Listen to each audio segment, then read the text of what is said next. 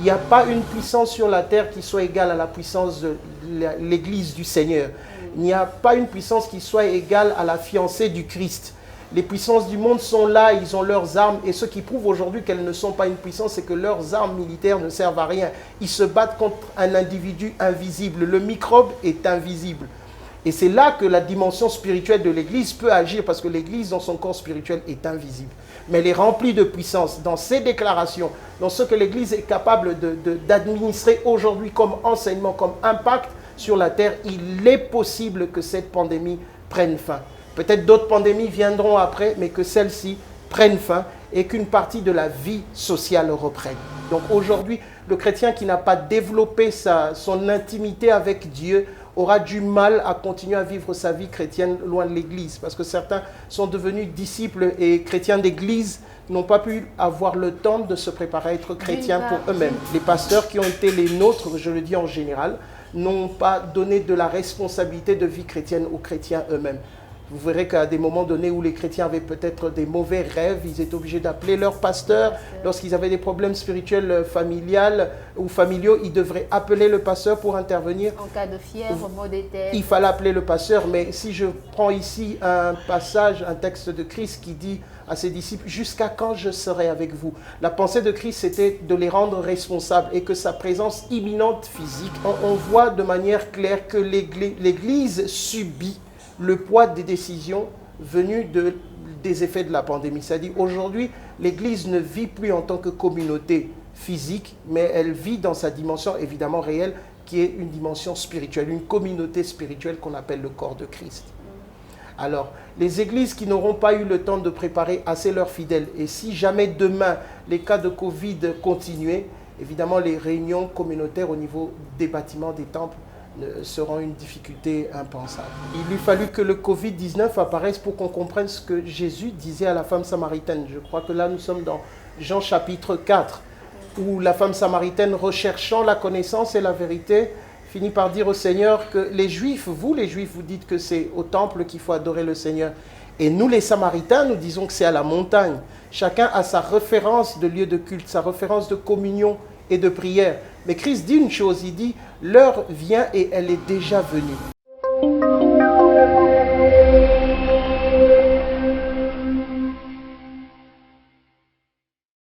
Salutations à vous, fidèles téléspectateurs, chers amis internautes, bienvenue à ces nouveaux numéros avec le frère Dan Mukwakani, que je salue. Bonjour Madame Becky.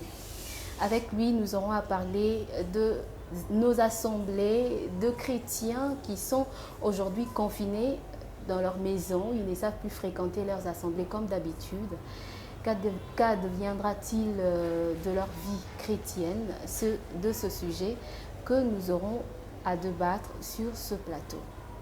Frère Dan Mukwakani, quelle lecture faites-vous de cette crise, de cette pandémie qui a touché le monde entier? Évidemment, merci pour la parole. Il y a plusieurs pensées qui vont avec l'apparition de cette pandémie. Évidemment, il y a ceux qui pensent à la théorie du complot, qu'il y a un groupe de gens qui ont mis en place un virus qui devrait comme ça avoir un but de destruction massive.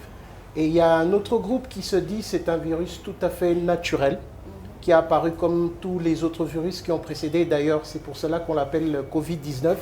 Dans la famille des coronavirus, c'est celui qui est apparu en 2019. Donc des deux théories, les gens sont encore en train d'aller en recherche. Ceux qui disent que c'est naturel, ils vont dans les recherches naturelles. Et ceux qui disent que c'est une maladie, un virus qui est sorti d'un laboratoire, évidemment aussi font des recherches pour pouvoir savoir qui à la base. On a eu dire avec certaines informations qu'aux États-Unis, on aurait arrêté celui qui aurait fait ce virus-là. Donc si on arrête celui qui a fait le virus, certainement qu'il a aussi l'antivirus. Alors par rapport aux événements temporels du temps, s'il faut associer l'Église, la religion, Dieu, la spiritualité, c'est là qu'on se pose la question de savoir est-ce que ce n'est pas un des signes de la fin des temps ou c'est juste un signe sporadique comme les autres signes qui ont apparu dans le temps. Là, telle est la question. Peut-être qu'on échangera plus pendant qu'on sera avec vous ici sur le plateau. Bien évidemment, 2 années avant, on nous parlait toujours des signes de temps de la fin. Est-ce que le Covid-19 vient s'ajouter à la liste?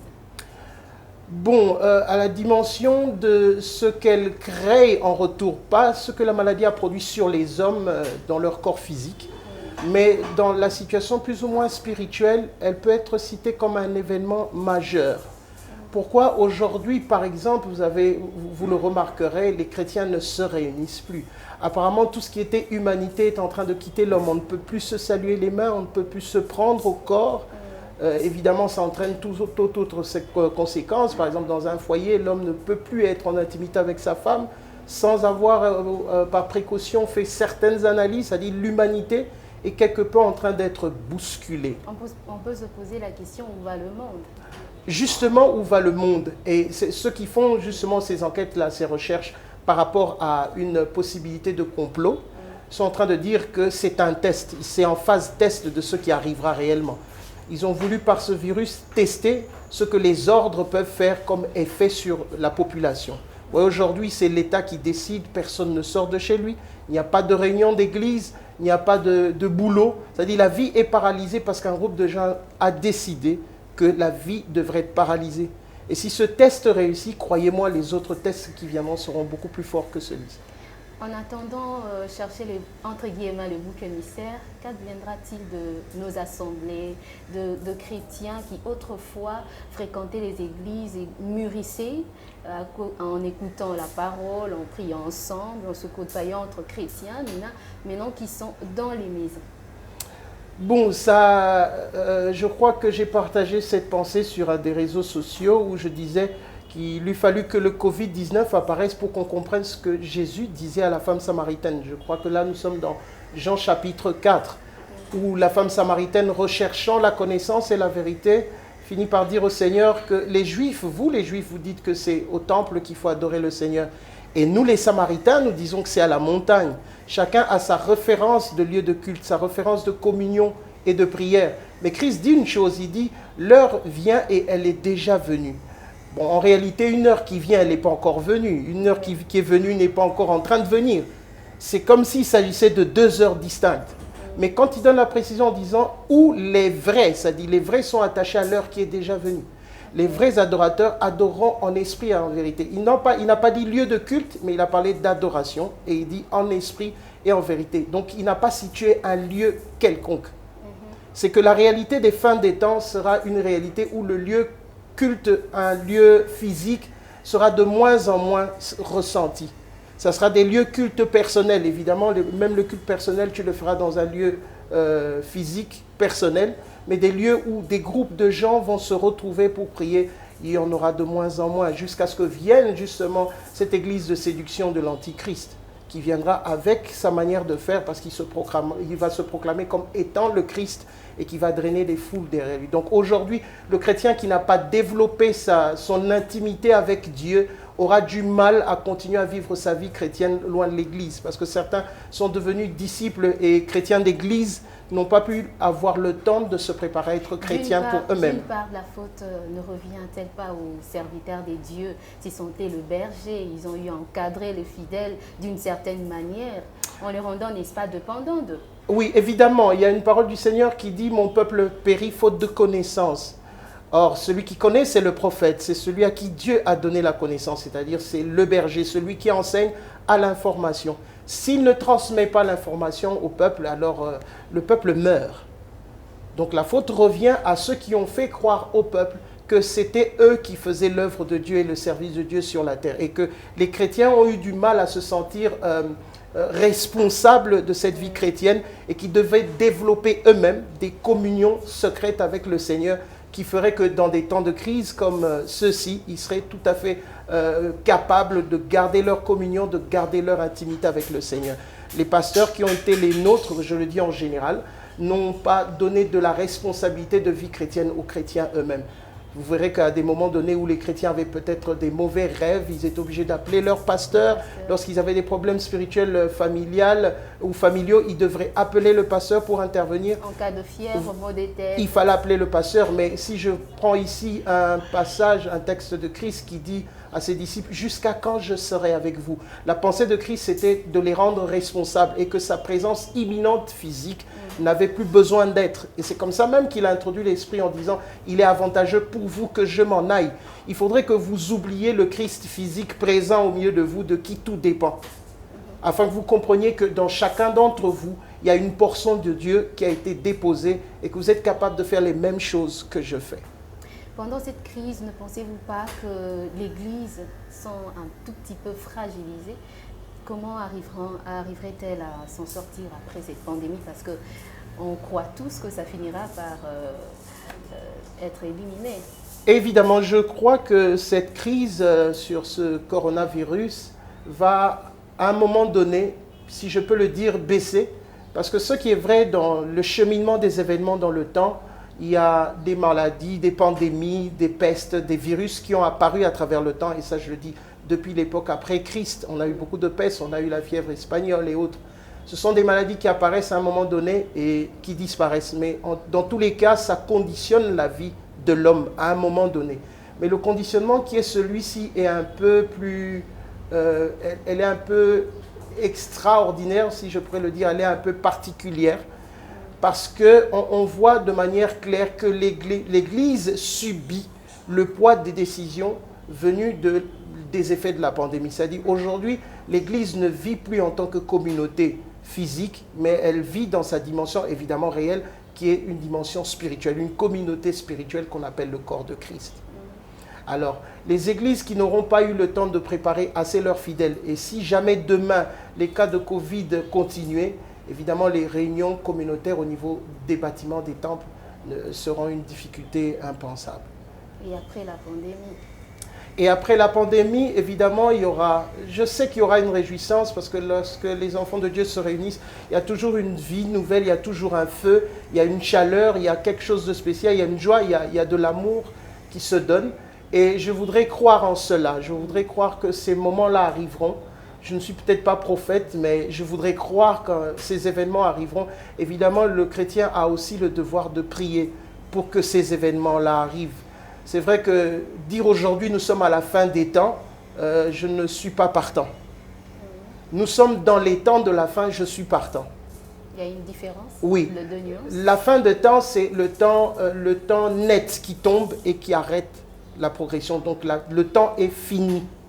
Mais les événements de la fin est une période et peut être accompagnée des événements. Et la Bible cite nommément quelques événements qui vont accompagner cette fin-là. Notamment, on voit dedans l'apparition des maladies comme la pandémie, on voit l'apparition des faux prophètes, on voit l'apparition des faux enseignements, ça c'est par rapport à l'Église, on voit l'apparition, entre guillemets, des nouveaux ordres mondiaux, on voit l'apparition des éléments qui font que ceux qui ont la capacité de discerner les temps, comme la Bible parle des fils d'Issachar, qui savent connaître les époques, les périodes, pourront déchiffrer dans chaque événement de la fin des temps à quel moment nous sommes venus, nous sommes arrivés.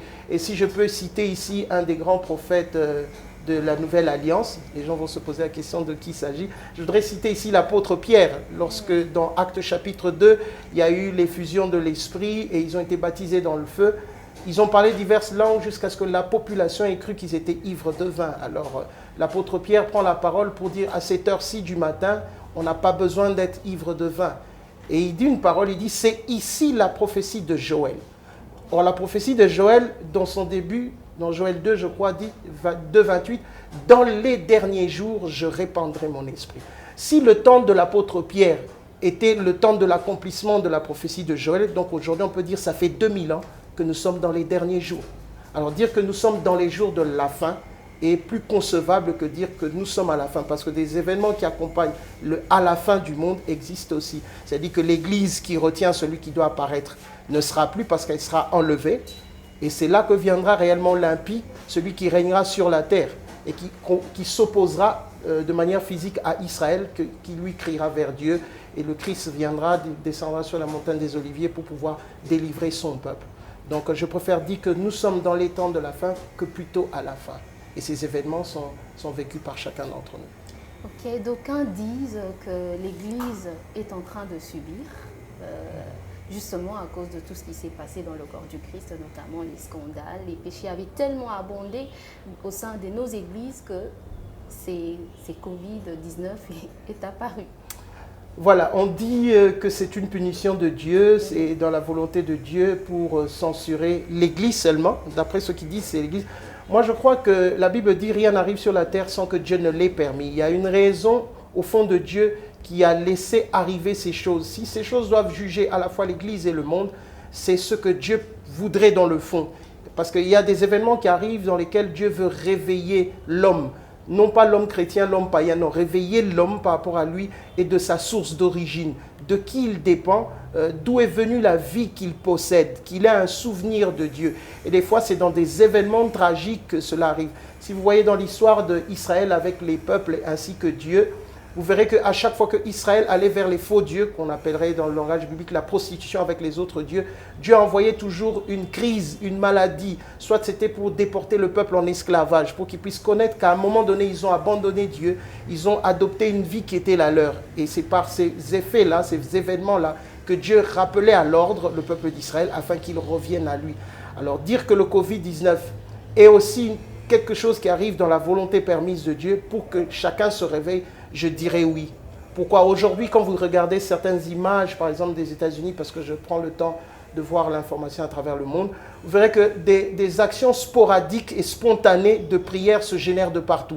Dans les hôpitaux, on commence à prier avant de faire des interventions. Après les interventions, on prie. Dans les rues, les gens prient à tout moment. Vous verrez. C'est-à-dire que Dieu a repris Voilà, c'est-à-dire que les gens se regroupent sans vouloir se regrouper et ils se mettent à prier. Quelque part dans le cœur de chacun d'entre nous, la prière et la pensée de Dieu est revenue. Et moi, je crois que dans ce sens-là, le but de Dieu est atteint. Ce n'est pas seulement les chrétiens qui devraient être impactés du laisser court de cette pandémie, mais aussi les païens qui devraient se rendre compte qu'à un moment donné, j'ai le libre choix, mais je dépends de quelqu'un. Parce que le libre choix a amené beaucoup de gens à abuser de leur liberté, de faire toutes sortes d'actions sans tenir compte des lois établies par Dieu pour la vie sur la terre de l'humain. En ce moment précis où il n'y a pas de pasteur, il n'y a pas de serviteur des dieux dans les rues pour pouvoir prêcher l'évangile, les chrétiens en soi se retrouvent parce qu'à lui, l'évangile a été prêché. Quant aux païens.